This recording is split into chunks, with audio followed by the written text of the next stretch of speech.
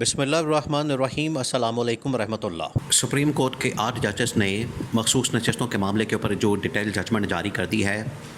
وہ پاکستان کے اندر بہت اہمیت کی حامل ہے۔ اور پاکستان میں جو 8 فروری کے انتخابات ہوئے تھے، 8 فروری 2024 کے انتخابات، جس کے اندر بڑے پیمانے پر دھاندلی کی گئی، اور اس دھاندلی کو نہ صرف پاکستان کے اندر مانا گیا بلکہ عالمی سطح کے اوپر بھی اس دھاندلی کو ایکسپوز کرنے کے حوالے سے، اس کی تحقیقات کے حوالے سے ڈیمانڈ کی گئی، اور کہا گیا کہ اس کی تحقیقات کی جائے، اس کی انویسٹیگیشن کی جائے، اور پتہ کیا جائے کہ اس کے اندر کون کون ملوث تھا۔ یہ تو بہرحال پہلے دن سے ڈیمانڈ کی جا رہی ہے۔ سب سے پہلے یہ ڈیمانڈ عمران خان نے کی تھی، اور عمران خان نے یہ ڈیمانڈ اٹھائی، جس کی وجہ سے نون لیگ اور پیپلز پارٹی کے اوپر قیامت ٹوٹ پڑی۔ پھر انہوں نے عمران خان کے اوپر انتقامی کارروائی کی، پی ٹی آئی کے اوپر انتقامی کارروائی کی، ان کے اوپر مقدمات، ان کے اوپر کیسز، صرف اس وجہ سے کہ یہ مقدمات بنانے کا مقصد یہ تھا کہ ان کو انڈر پریشر کیا جائے اور یہ 8 فروری کے انتخابات کے متعلق بات نہ کر سکیں۔ کیونکہ اگر 8 فروری کے انتخابات کے اوپر بات کی جائے گی، 8 فروری کے انتخابات کے اوپر شور مچایا جائے گا، تو ان کا جو پول ہے حکومت والوں کا، نون لیگ اور پیپلز پارٹی والوں کا، شریف خاندان کا، زرداری خاندان کا، اور اس کے پیچھے جو بیٹھے ہوئے کردار قاضی فائز عیسیٰ یا سکندر سلطان راجہ، وہ کھل کر سامنے آ جائیں گے، اور ان کا پورا پول کھل جائے گا اور سازش کھل جائے گی، اور عمران خان کو مائنس کرنے کی جو مکمل سازش کی گئی ہے وہ بے نقاب ہو جائے گی۔ اب عمران خان تو پہلے دن سے یہ ڈیمانڈ کرتا رہا کہ آپ 8 فروری کے انتخابات کو کھولیں، 8 فروری کے انتخابات کا جائزہ لیں، 8 فروری کے انتخابات کی جانچ پڑتال کریں، اس کی تحقیقات کریں، اور عالمی سطح سے بھی امریکہ تک نے اس کا مطالبہ کیا۔ اب یہ جو 8 ججز نے ڈیٹیل ججمنٹ جاری کی ہے، انہوں نے اصل میں 8 فروری کے انتخابات کے اوپر بہت بڑا سوالیہ نشان لگاتے ہوئے ان پورے انتخابات کی ساکھ کو بالکل ختم کر دیا ہے، اور 8 فروری کے انتخابات ایک بہت بڑا سوالیہ نشان بن گئے ہیں۔ اور سب سے بڑا سوال یہ اٹھایا گیا ہے، سب سے بڑا سوال وہ یہ کہ ایک سپریم کورٹ آف پاکستان کی جانب سے فیصلہ کیا جاتا ہے، پی ٹی آئی کو بلے کے نشان سے محروم کیا جاتا ہے، اس کی انٹرپریٹیشن غلط کی جاتی ہے، election commission of Pakistan P T I کے تمام امیدواروں کو آزاد ڈکلیئر کر دیتا ہے، اور ایک پارٹی کا وجود ختم کر دیا جاتا ہے۔ اس کے اندر یہ کہا گیا ہے، یہ نقطہ کلیئر کیا گیا ہے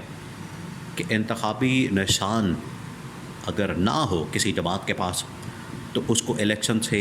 نہیں نکالا جا سکتا۔ اور پھر یہ کہا گیا ہے کہ 8 فروری کے انتخابات کے اندر اتنی بڑی تعداد میں آزاد امیدوار، ایک بڑی پارٹی کا نہ ہونا اور آزاد امیدواروں کا جیتنا، یہ کیسے ممکن ہو سکتا ہے؟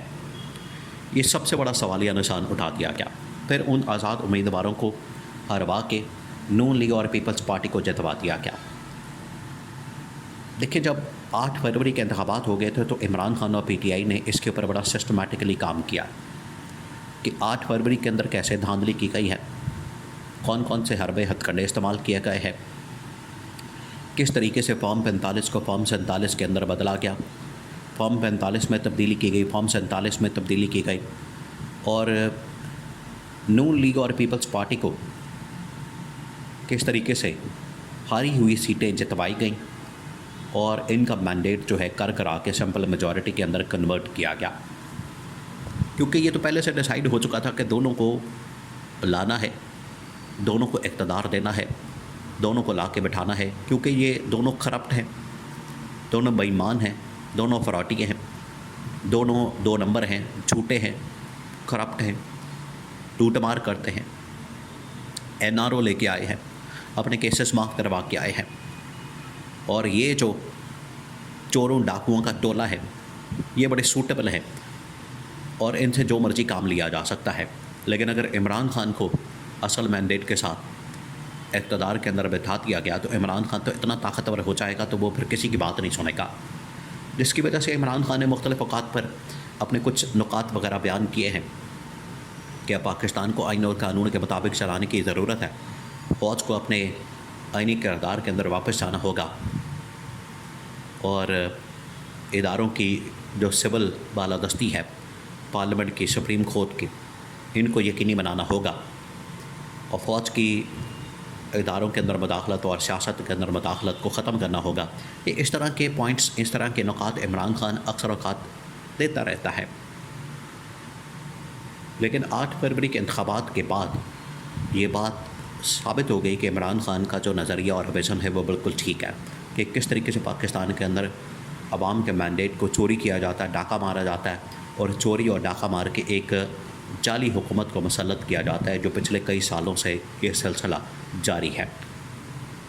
2008 میں، 2013 میں اور اب 2024 میں. تو یہ تو کلیئر ہو گیا. اب یہ جو 8 ججز کا فیصلہ ہے، اس نے 8 فروری کے انتخابات کے اوپر بہت بڑا سوالیہ نشان لگا دیا ہے. 8 ججز کا فیصلہ اور 8 فروری کے انتخابات، دونوں کے اندر 8 کامن ہے. اب یہ جو بہت بڑا سوالیہ نشان 8 فروری کے انتخابات کی ساکھ کے اوپر لگا دیا گیا ہے اور 8 فروری کے انتخابات کو کویشچن کر دیا گیا ہے. اب کوئی بھی اس الیکشن کو ماننے کو تیار نہیں ہوگا، اور اس الیکشن کے نتیجے میں آنے والی حکومت، سب سے بڑی بات یہ ہے کہ ایک تو 8 فروری کے انتخابات کے اوپر سوالیہ نشان لگ گیا، اور 8 فروری کے نتیجے میں جو حکومت قائم ہوئی ہے، 8 فروری کے نتیجے میں جو حکومت کا قیام عمل میں آیا ہے، وہ بھی اسی طرح سے جعلی ہے جیسے 8 فروری کے انتخابات جعلی ہوئے. یہ حکومت بھی اسی طرح سے 2 نمبر ہے جس طریقے سے 8 فروری کے انتخابات 2 نمبر ہیں. یہ حکومت بھی اسی طرح سے جعلی اور چوری والے مینڈیٹ کے ساتھ آئی ہے جس طریقے سے 8 فروری کے انتخابات کے اندر چوری اور ڈاکہ مارا گیا ہے. تو یہ اس سے ثابت ہو گیا ہے 8 ججز کی ججمنٹ ڈیٹیل ججمنٹ سے. اب اس کے اوپر الیکشن کمیشن آف پاکستان عمل درآمد کرتا ہے نہیں کرتا،